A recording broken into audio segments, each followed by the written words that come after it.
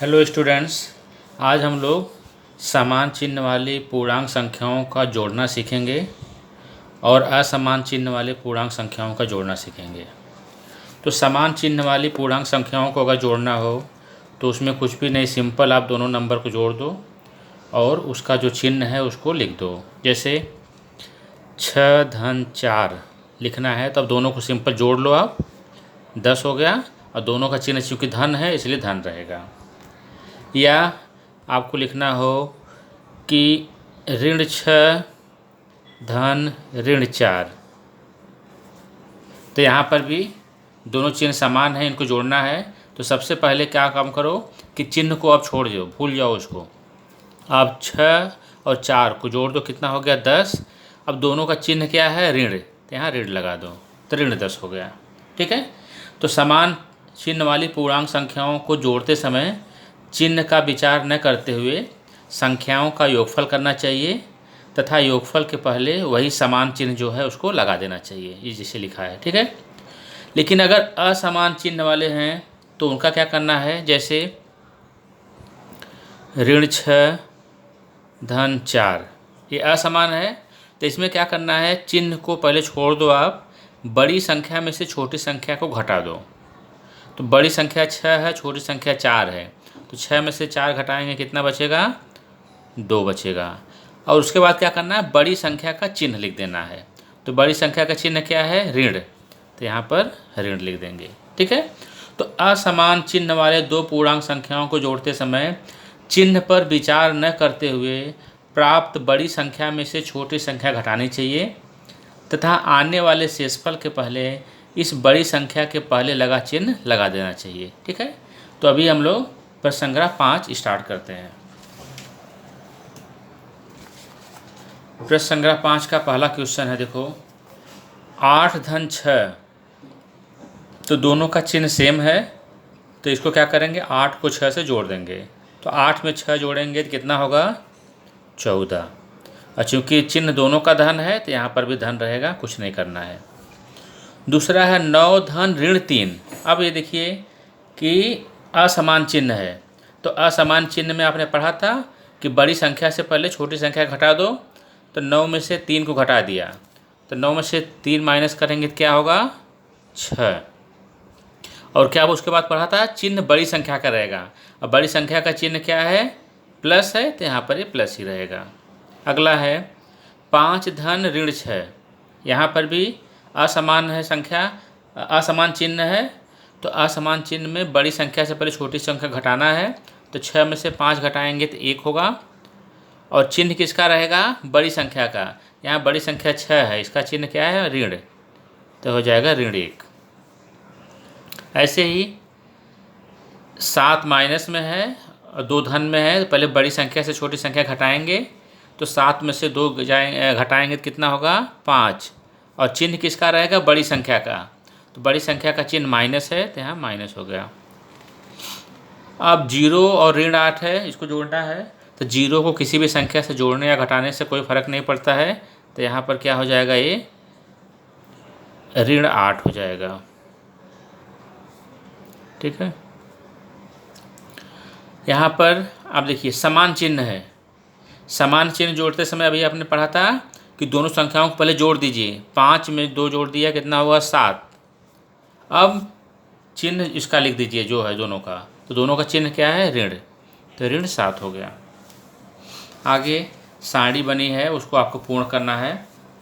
तो यहाँ पर देखिए आपका एक दिया था कि ऋण 2 धन 8 बराबर 6, कैसे हुआ, बड़ी संख्या में से छोटी संख्या घटा दिया और चिन्ह बड़ी संख्या का रख दिया। दूसरा देखिए 6 धन 8, ये तो समान है, इसमें कुछ नहीं करना, 6 में 8 जोड़ देना है। तो 6 में 8 जोड़ेंगे तो कितना होगा, 14। 0 में 8 जोड़ेंगे तो 8 हो जाएगा। अब यहाँ देखिए ऋण 4 है, धन 8 है, तो बड़ी संख्या में से छोटी संख्या पहले घटा दो। तो बड़ी संख्या 8 है, 8 में से 4 घटाएंगे कितना होगा, 4, और चिन्ह किसका होगा, बड़ी संख्या का। तो यहाँ बड़ी संख्या का चिन्ह धन है तो यहाँ पर धन रहेगा। यहाँ पर दूसरे में देखिए बड़ी संख्या से पहले छोटी संख्या घटाएंगे तो कितना हो जाएगा, 2, और चिन्ह किसका रहेगा, बड़ी संख्या का। बड़ी संख्या धन है तो यहाँ धन रहेगा। यहाँ पर समान चिन्ह है तो कुछ नहीं करना है, खाली जोड़ देना है। 6 और धन 4 कितना हो जाएगा, 10। 0 में 4 जोड़ेंगे तो कितना होगा, 4, क्योंकि 0 में किसी को जोड़े, किसी संख्या को जोड़ना या घटाना कोई फर्क नहीं पड़ता है। यहाँ पर देखिए धन 4 ऋण 4 दोनों अलग है, चिन्ह असमान चिन्ह है। तो क्या किया था, बड़ी संख्या को छोटी संख्या घटाया था, तो 4 में से 4 घटाएंगे 0 हो गया, तो 0 लिख दिया। यहाँ प्लस माइनस कुछ ज़रूरत नहीं है, ठीक है। यहाँ पर देखिए दोनों समान चिन्ह है, ऋण 2 और ऋण 3, इसको जो आपको जोड़ना है। तो अभी आपको क्या करना है, 2 और 3 को जोड़ दिया, 5 हो गया, और उसके बाद ऋण का चिन्ह दोनों का है, लगा दिया। यहाँ पर बड़ी संख्या में से छोटी संख्या घटाएंगे तो 6 में से 3 घटाएंगे कितना आएगा, 3, और चिन्ह किसका रहेगा, बड़ी संख्या का। तो चूंकि बड़ी संख्या 6 है, धन चिन्ह है, तो यहाँ धन रहेगा। यहाँ पर देखिए 0 किसी भी संख्या में जोड़ने घटाने से कोई फर्क नहीं पड़ता है, यहाँ पर सेम संख्या आएगी। यहाँ पर देखिए दोनों समान चिन्ह है, तो पहले जोड़ देंगे, 4 और 3 कितना होगा, 7, और चिन्ह इसका लगा देंगे माइनस का, ऋण 7 हो गया। अगला है आपका ऋण 2 ऋण 5, तो समान चिन्ह है, तो पहले जोड़ देंगे, 7 हो गया, और चिन्ह किसका रहेगा, क्योंकि ऋण है दोनों, तो दोनों का है चिन्ह ऋण दे दिया। यहाँ पर देखिए असमान चिन्ह है, तो बड़ी संख्या से छोटी संख्या घटाएंगे, 6 में से 5 घटाएंगे तो 1 होगा, और चिन्ह बड़ी संख्या का, चूँकि बड़ी संख्या धन है इसलिए धन रहेगा। यहाँ पर 0 से ऐड करेंगे ऋण 5 का, तो ऋण 5 ही रहेगा। यहाँ पर दोनों समान चिन्ह है, 4 और 5 को जोड़ेंगे कितना आएगा, 9, और चिन्ह लगा देंगे माइनस का। तो आपका ये प्रश्न संग्रह 5 कंप्लीट हो गया, ठीक है। अभी प्रश्न संग्रह 6 में है विपरीत संख्याएं। विपरीत संख्याएं आपको बताना है। तो विपरीत संख्याएं क्या होती हैं, जैसे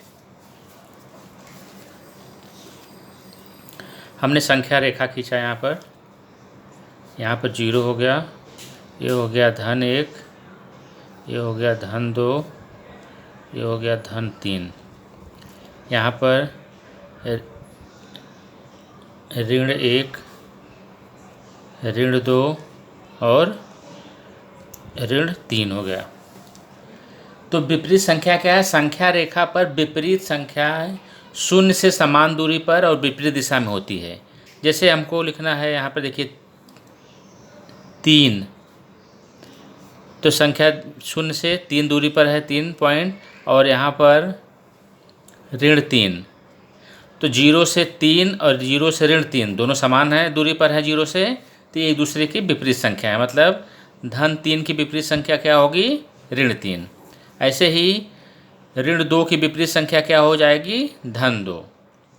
और हमेशा देखिए कि 2 विपरीत संख्याओं का योगफल शून्य होता है। जैसे धन 3 और ऋण 3 बराबर क्या हो जाएगा, शून्य, या ऋण 2 धन 2 ये क्या हो जाएगा, शून्य।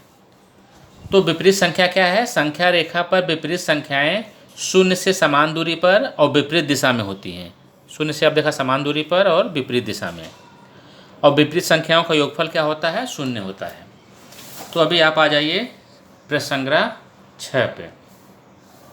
यहाँ पर लिखा है संख्या और नीचे विपरीत संख्या आपको लिखना है। तो 47 का विपरीत संख्या क्या हो जाएगा, ऋण 47। 52 का विपरीत संख्या क्या हो जाएगा, ऋण 52। ऋण 33 का विपरीत संख्या क्या हो जाएगा, धन 33। ऋण 84 का विपरीत संख्या क्या होगा, धन 84। ऋण 21 का विपरीत संख्या, धन 21।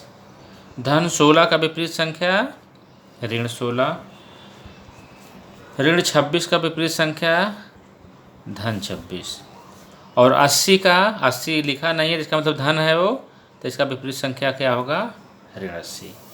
तो इस तरह से आपका प्रश्न संग्रह 5 और प्रश्न संग्रह 6 कंप्लीट हो गया। धन्यवाद।